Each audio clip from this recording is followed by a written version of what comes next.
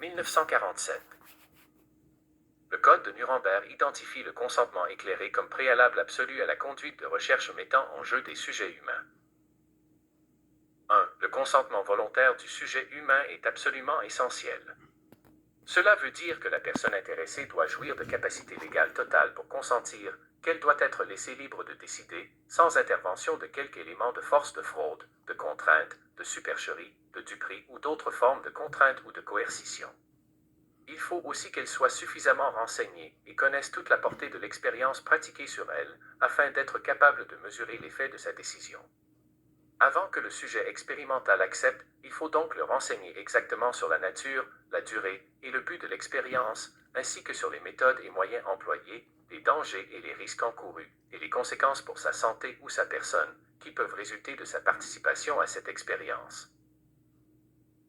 L'obligation et la responsabilité d'apprécier les conditions dans lesquelles le sujet donne son consentement incombe à la personne qui prend l'initiative et la direction de ses expériences ou qui y travaille. Cette obligation et cette responsabilité s'attachent à cette personne, qui ne peut les transmettre à nul autre sans être poursuivie.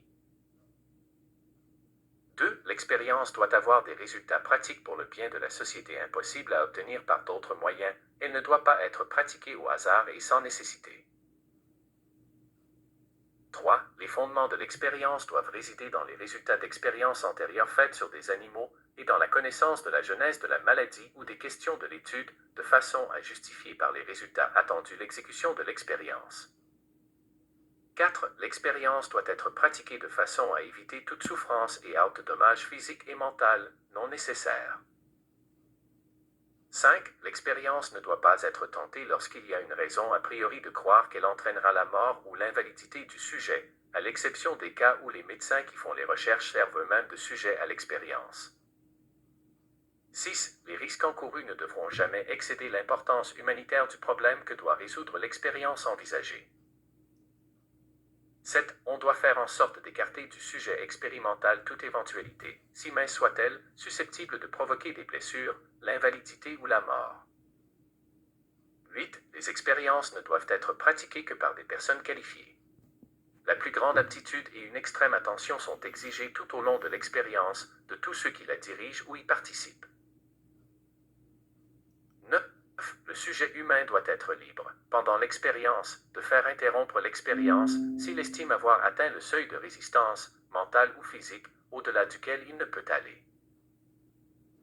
10. Le scientifique chargé de l'expérience doit être prêt à l'interrompre à tout moment s'il a une raison de croire que sa continuation pourrait entraîner des blessures, l'invalidité ou la mort pour le sujet expérimental.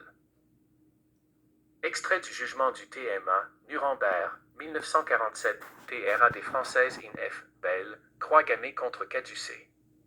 Les expériences humaines en Allemagne pendant la Deuxième Guerre mondiale, Neustadt, Commission scientifique des crimes de guerre, 1950.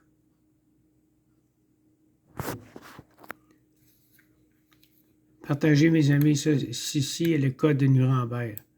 On s'est fait avoir avec ça, mes amis. Partagez ça, code de Nuremberg.